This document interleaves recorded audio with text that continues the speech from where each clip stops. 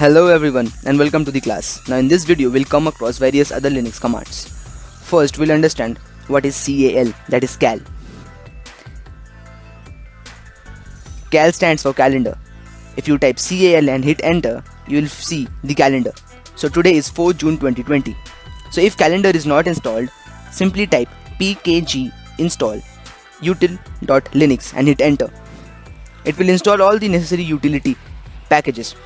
Since it is already installed, so as you can see all packages are up to date. So clear the screen and type again cal, so you'll see the calendar. Next command is df.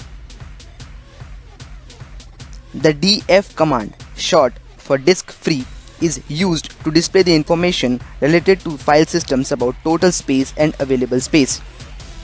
If no file name is given, it displays the space available on all currently mounted file systems.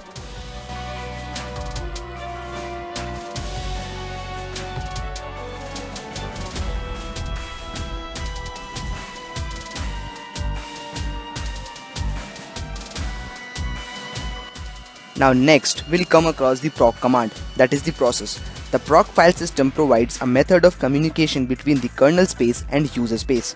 For example, the GNU version of the process reporting utility PS uses the proc file system to obtain its data without using any specialized system calls. So type cat /proc/CPU.